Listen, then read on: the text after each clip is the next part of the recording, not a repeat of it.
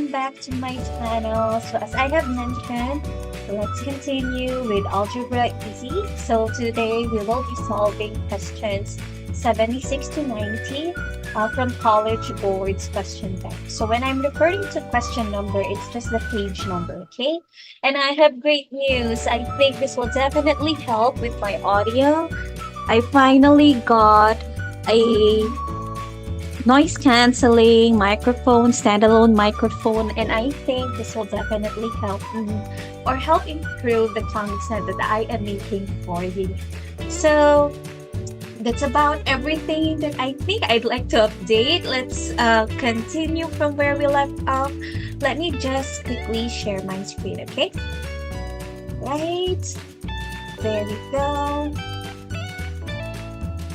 And I'll just move my thumbnail here and just make it a little bit bigger because apparently I'm really not as visible when it's already on YouTube. Okay, so we're now doing page 76. I'll just pull up. Let me just create a new table here. This is from College Board. Again, question bank, so you can just create your own worksheet. Have walked you through repeatedly on how to do this, but this should be a quick walkthrough as well, right? So once you've exported everything, what we're solving is actually page 76 of that PDF. Don't worry, you don't have to do all that work already because I've uploaded a worksheet just for you. So this is Algebra Easy 1 out of 3 difficulty.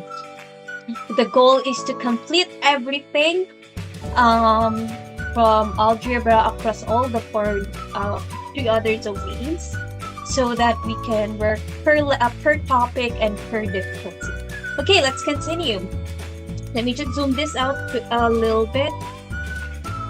Okay, I think this one is the best zoom. Let me remember 211. Okay, let me just pull up my pen. There we go. A gym charges members a one-time fee and then a membership fee of $19 per month, and there are no other charges. After how many months will a member have been charged $188 at the gym? Okay, so let's first set up an equation that tells us how much a person gets charged per month, right? So as I've mentioned, if you're not sure what to do with a problem, set up an example. So let's say I only pay for 1 month worth of gym membership. So I have 36 and then a one-time fee, a monthly fee of $19, correct? And this continues. If I'll continue my membership, I'll have to pay or multiply 19 by 2 to find the total cost already at the second month. So meaning we can set this equation up to reflect the total amount that one would pay after X months. Okay, so X is the number of months. So we're looking for that. How many months? Is equal to, what's the goal? 188. And to simplify this equation, subtract 36 on both sides. You have 19x here, and then you have 152. And at this point, use your calculator. If you're good with your arithmetic, good for you. But if you're not as confident, then just go ahead and type it in, just to make sure you have the right values, okay? And how do you double check this? Plug in, right? So 36 plus 19 times 8, that should give us 188. And that tells us that we have the correct value. So that's how you check if you're not sure during the test. Just plug it into the equation that you've set up, okay? All right. Let's move on to Q77. So I believe this is something that we've discussed before. SAT really loves doing this. They just want you to see what options you have, see how you can manipulate equations there are a lot of ways to solve this problem, so that's fine. I'll show you 2 ways, okay? If you haven't seen my previous video, go ahead and check that out. It's the 15 questions before this. So if you're new and you just found out this video, please go ahead and start with question 1 and solve it us all together. I always include the worksheets that we're working on, and I always update the keys. So at the end of this video, the answer key that you'll be seeing will contain everything from question 1 to question 90. Okay, method 1. What's the fastest? How do you solve equations like this? Just divide both sides by 7. You get the value of x. And then just go ahead and find the value of 8x, which is 8 times 4, and equal to 32. That's method 1. Now, there is another method, and I really want you to start incorporating this and try to think ahead of time how you can apply this. Like, I want you to get used to manipulating numbers, because later on you will see the benefit of this. We're in the easy level. That's why you probably won't appreciate this method. But if we get to the medium and difficult level of questions, then you'd be thankful that you've already started thinking this way. Okay, how do you rewrite 7x so that it becomes 8x? That is the question, right? And for us to answer this, how do you take out x? I mean, how do you simplify this to x? You basically divide 7x by 7, and we now have x. That's how it works, right?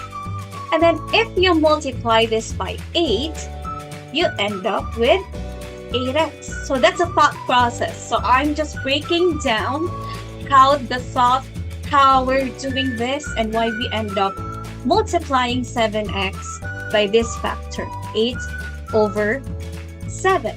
That's correct, right? Because you have over 7 here, and then you multiply it back by 8. So meaning 7x times 8 over 7 will give us 8x. And that's what we're looking for. So meaning 28 times 8 over 7, that's 8x, which is just simply 32. So of course, I agree, method 1 is straightforward and it's simpler. I would have solved it that way. I'm just trying to help you reframe as well and get used to algebraic manipulation, because later on we might be needing this skill. So I'm just as early as now, just giving you a glimpse of how important it is to learn how to work with your numbers. Okay, all right, let's continue. Of course, method 1 for this case is much easier, so go ahead with that on the actual test. All right, let's move on to the next question. This is what I keep telling you about, right? So they're now throwing us all these type of questions. See? Let me erase the equal 12 part first, just so that you could visualize this better. So I have 2. So how do we turn 4x plus 2 to 16x plus 8? We can always inspect the coefficients. So how do you turn 4 and what do you do to 4 so you end up with 16? You multiply it by 4, correct? And then check the second constant. If I multiply 2 by 4, does it also give me 8? Yes. Then that's probably what we should be doing, correct? And that's right, 4x plus 2. I mean, let me rewrite it this way. 16x plus 8, that's just actually equal to 4 times 4x plus 2. So meaning, there is no need for you to solve this problem. You'll end up with a decimal. and it'll be a longer approach. That's what I've been saying. It's really important that you start seeing all these patterns, all these this number works, right? Try to really see before even answering. Oh, is there another way I can solve this? Can I answer this quicker? And so on. That should be a mental load as well while you're preparing for the SAT math section. So we already know that 4x plus 2 is 12. So just go ahead and plug that in and you get 48. Okay, the other method, of course, is brute force. Let's solve this equation. It should be 10 if you subtract 2 on both sides. So x is 2.5. You have your calculator, so you're safe. But then again, the first one was way quicker. So that's why I'm telling you, start training your mind, check it, and learn how to notice which method would work best for each question. And how do you gain that intuition?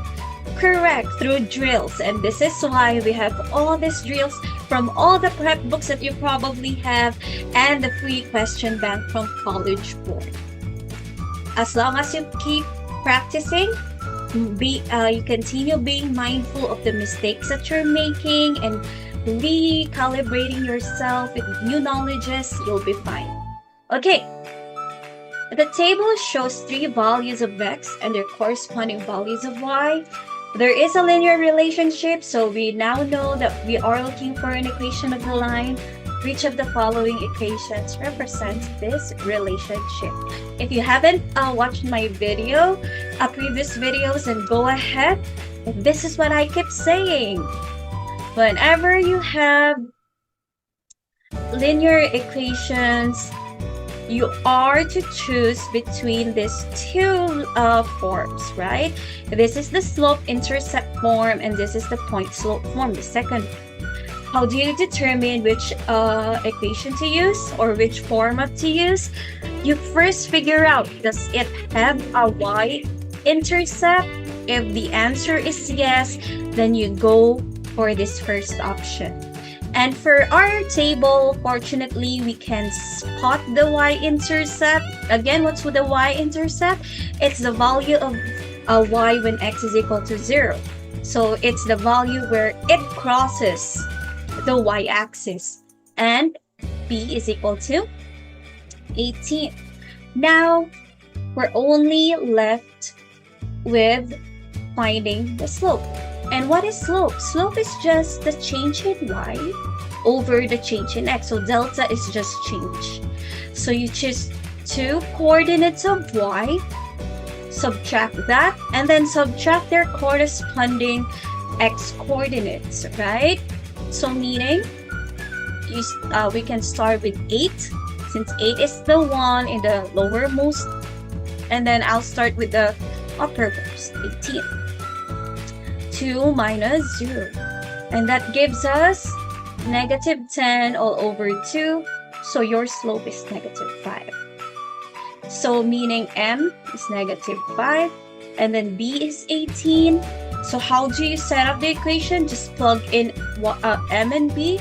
So that's negative 5x plus 18. Making D the correct answer. And how do you double check your work? Okay, so maybe the test anxiety is getting to you and you just want to be sure before moving on to the next question. Don't worry, Desmos is there to help you. All you have to do is plug in this equation, click edit list, and then create table. If the table of values are not there, you can just enter them and Desmos will solve the value of y for you. Fortunately, we already have the values for 0, 1, and 2, and that's exactly what we have, 18, 13, and 8. That's telling us that we have the correct answer, right? Let me just zoom in case it's not. Okay, I think this one is better. So 0, 1, and 2, 18, 3, and 8. And that is how you use Desmos to double check your work. So Desmos is your friend, and I highly recommend getting used to working with Desmos. So even as you're studying or preparing for the SAT, start getting used to Desmos already. See how else you can use it to make your life easier, okay? And for this, we're just solving for W. And at this point, we just have to distribute 2. So make sure to multiply 2. That's a common mistake that I'm seeing. Make sure whenever you're distributing, you multiply each term. So that's 10. So to isolate W, we can switch the terms around. So W here, if I move 2W here, it will be negative. And then if I move 10 to the other side, it will be plus 10. That is a trick, right? So that we don't have to write all those minus 10 plus 10 things. And that gives us negative W equals to 20. So if you want W, just flip the sign around and it's negative 20. How do you know? There are 2 ways to check if you actually have the right value. Of course, if you're confident and you're pretty much sure you don't need to check, then good for you.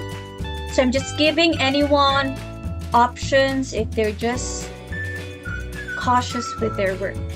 Plug in negative 20 into the equation. Both sides should give you the same values. And of course, correct, Desmos is your friend. That should be my tagline already at this point. So all you have to do is plug in the equation. It won't solve the equation for you.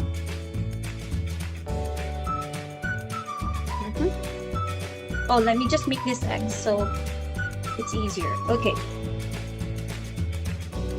So just make it X, okay? Because sometimes Desmos wants X, not W. And then whenever we're talking about solutions, it's not just for linear equations, it also applies for higher ordered equations. Whenever we're talking about solutions, it's the value where y is equal to 0. Basically, we're looking for the x-intercepts. So the solution will be the x-intercept, which is equal to negative 20. So there are 2 ways to check out whether you have the right answer, but I believe Desmos is really a good tool. So if you're just double checking your work, then go ahead and type in the equation and then you can just confirm.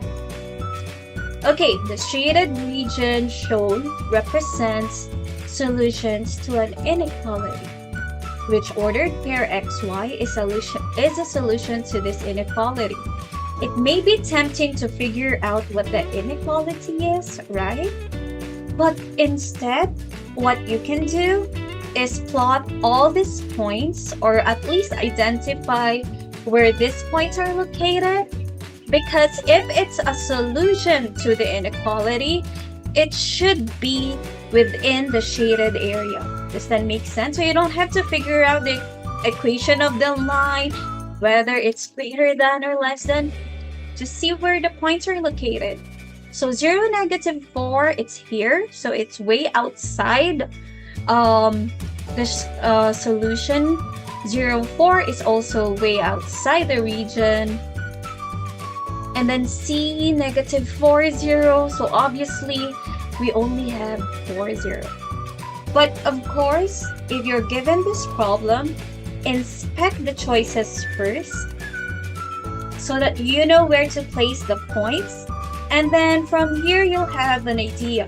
It's probably 4, 0. But of course, I don't want to, just take it so easy. I want to double check, and that's why we're plotting the points. And as you can see, only one of them is within the bounds of the solution. So that makes the answer 4, 0. Right? So always remember, if you're looking for an ordered pair that is a solution to an inequality, just look for a point that lies within the shaded region here. Any shaded region for that matter. Okay, sometimes once exported, to the pit. Can you hear the thunder? I think it's about to rain hard here. Okay, anyway. Sometimes the equations don't render, the problems don't render the equations correctly. So you can go ahead still and just double check. Okay, we have this. So this should be two different equations. So x is equal to 5. And that's how you check.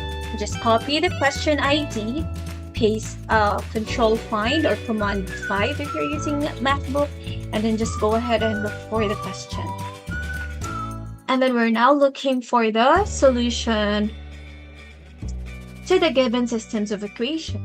Alright, the good thing is we already know that x is 5. We are on the easy level anyway. If we're already in 3 out of 3 difficulty, definitely this won't be this easy. But I'll show you how you can solve your way through difficult systems of linear equations via Desmos. So we have x is equal to 5. Just plug 5 into the second equation and you'll end up with y is negative 3. So meaning the ordered pair is 5, negative 3. So of course, repeat after me. Desmos is your friend. So let's go ahead and solve this using Desmos. All you have to do is enter your equations. So in medium and difficult level, definitely none of this will be given right away.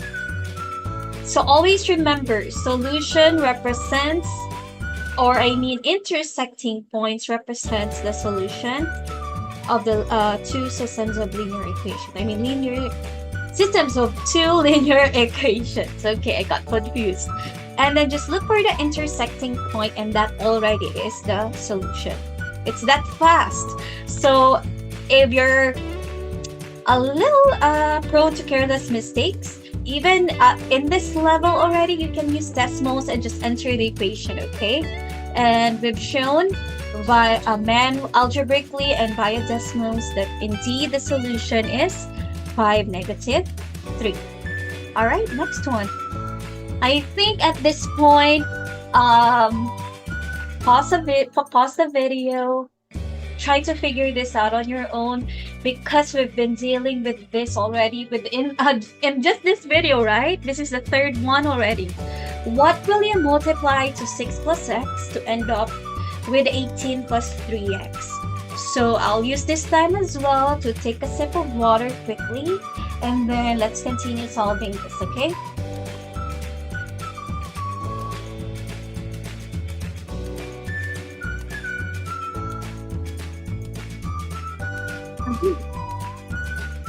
Always drink your water.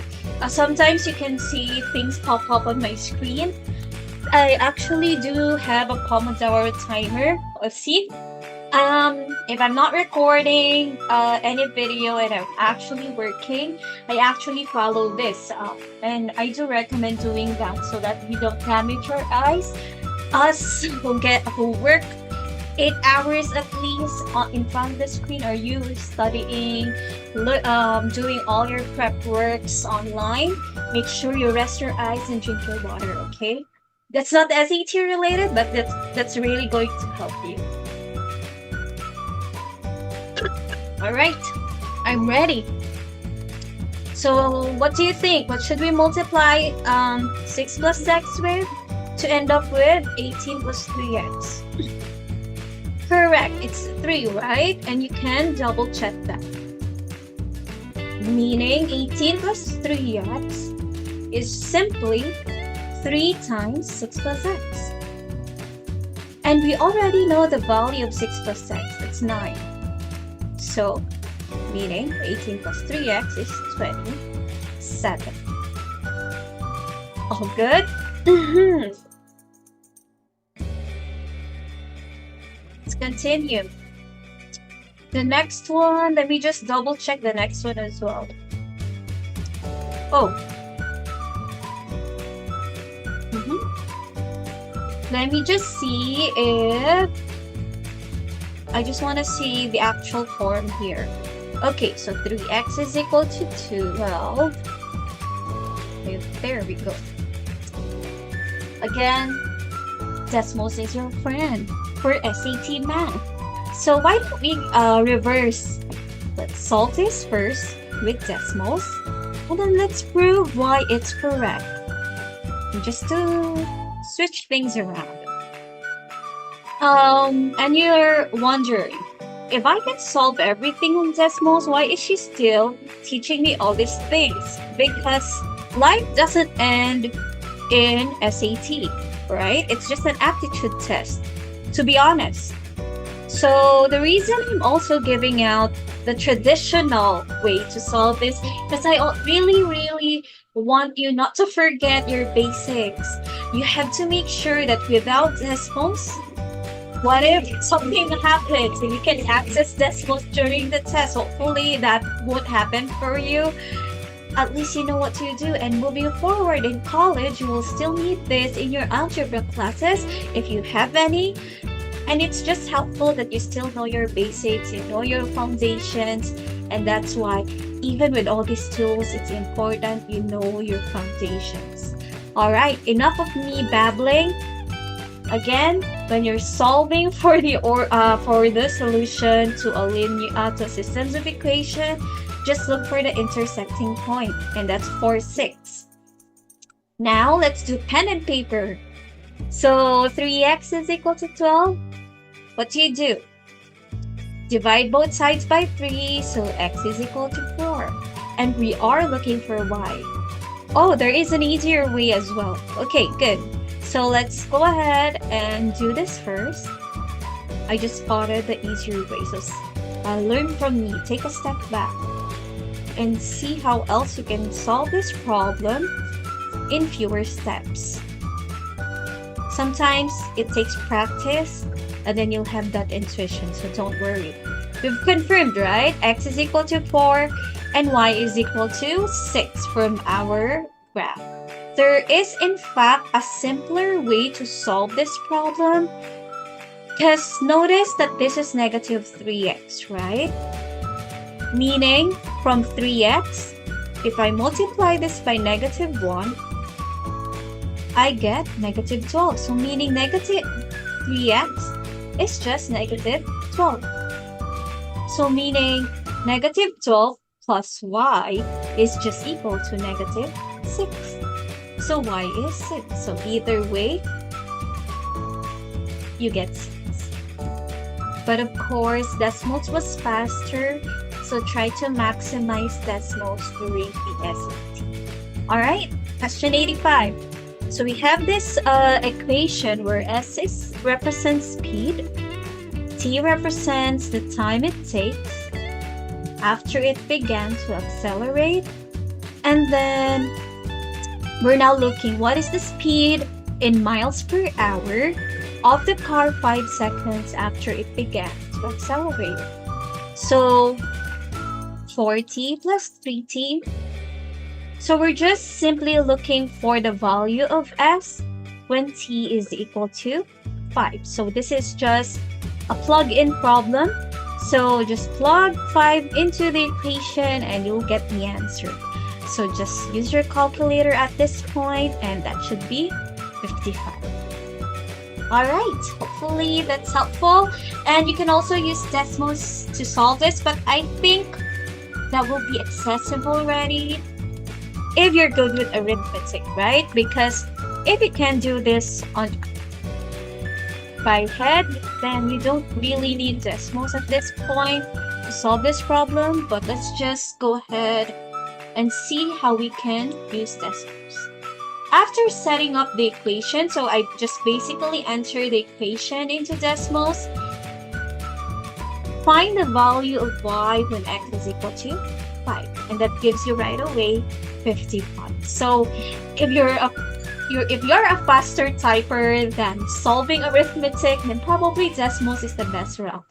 But if you're good with your mental arithmetic, you have taken common so many times in the past, then probably doing this in your head is a better option. So neither option is good or bad. It really depends on you. So that's also a challenge for you before SAT. Know yourself. Know how kind of a test taker you are. Should you be cautious with this type of problems? Know those things. And the only way for you to know is through experience. And that's why I really, really recommend for math, just do the drills. Be patient with the drills. You might know all the concepts. You might get tired, but it's you knowing what kind of problem solver you are that really helps. And of course, it doesn't help when you see those patterns happening over and over again in your SAT drills, so that during the actual SAT, everything seems familiar already and everything is intuitive to you. Okay? Let's continue. Connor has $C and Maria has M dollars. Connor has 4 times as many dollars as Maria. So meaning C is just 4 times Maria. Do you agree? And together they have a total of $25. So let's say if you've been consistently watching my videos, then you know I love doing this. This is how you visualize the problem if you're not sure yet how to set up the equation. So you have total of 250. Okay, so the choices are a little bit confusing, but I'm assuming there is a comma here. Okay, so you have all this. Which system of equations represent this situation? There you have it. So C is equal to 4M. That's the first equation. And then how do you set up this second equation? Apparently, I don't need. Okay, so then C is equal to 250. Correct? So we have, where do we find the correct answer? C is 4M. And then C plus M is, $25, not $250. That's my bad. Okay, that's something I tend to need. Okay, we're all good. 25. Right, let's continue with question 87. So we have an equation here where T represents Brittany's total take-home pay. And then H represents the number of hours. So this is an equation that represents how much Brittany takes home based on the number of hours she's worked that week. And 1,000 represents a sign-on bonus. So the moment she signed her contract, she received $1,000. So if Brittany's take-home pay was 1,576, how many hours was Brittany paid? So we have this equation, right? And then we know this. The total take-home pay that Brittany received on the during the first week was 1,576, and it's represented by this equation.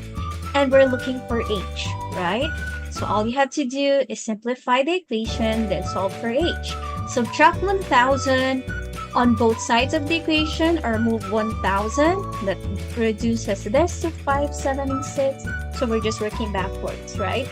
Before the bonus, that's 576 just for the hours, or the hourly pay. So 8 hours. And then just divide both sides by 8. Use your calculator just to double check and see if you got the right values. Okay, she worked how many hours again? First week. Okay, 576. Okay, I'm so sorry. That's on me. 18.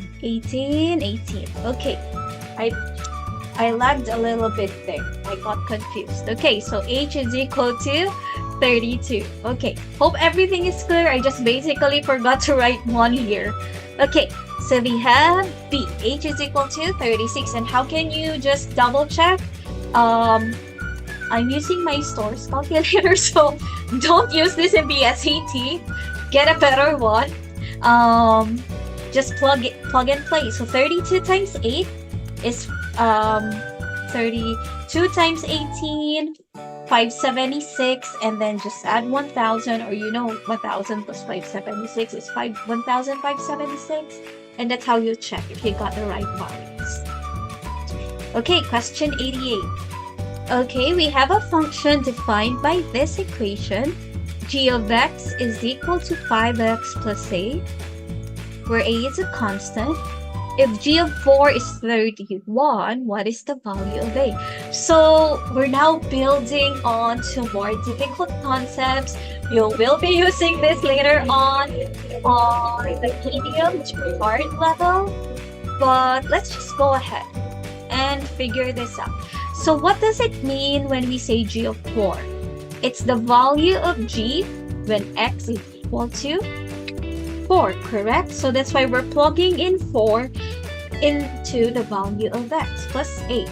And it's given that it's equal to 31. So meaning 20 plus 8 is just 31. So a is 11. And how do you check? So meaning g of x is 5x plus 11, right? And then all you have to do is to plug in. Can you see g of 4? So meaning this is 20 plus 11, and it confirms that it is indeed equal to 31. Alright, hopefully this kind of problem is clear. For any type of problem that you're still struggling on, let me know. I can generate worksheets for you or look for worksheets online that I think will benefit you, okay? Don't hesitate to reach out to me wherever you're finding this video. Okay, so Tony spends $80 per month on public transportation, and then a 10 ride pass costs $12.50. A single ride pass costs $1. So G represents the number of 10 ride passes, and T represents the number of single ride passes that Tony buys.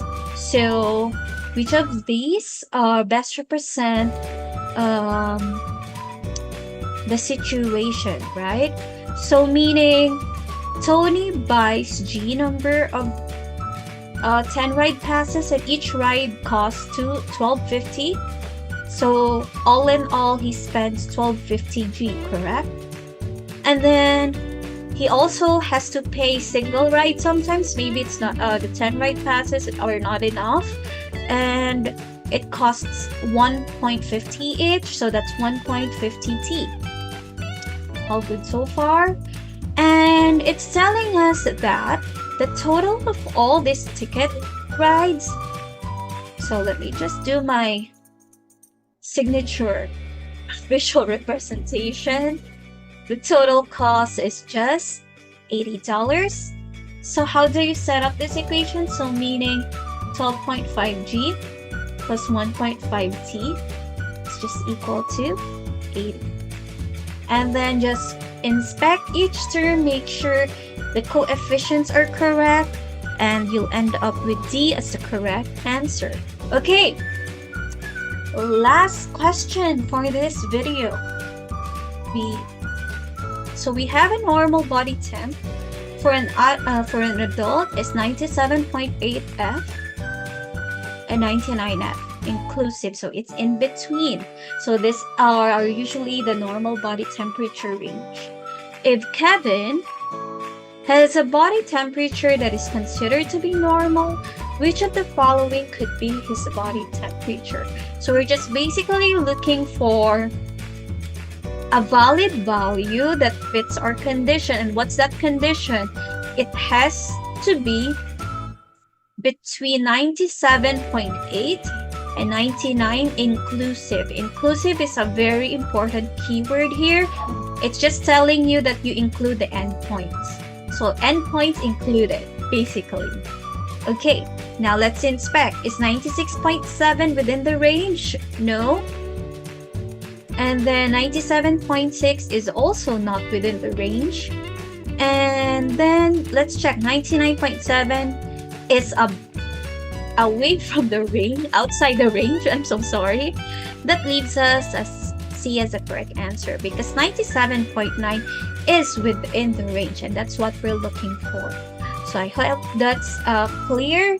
Inclusive, you include the endpoints. Exclusive, you exclude the endpoints. That's basically it. Alright, so we've come to an end again to our SAT math walkthroughs. I hope this set of questions has have helped you. If you have any questions outside the ones that I've been discussing, let me know. I can create a special walkthrough for you.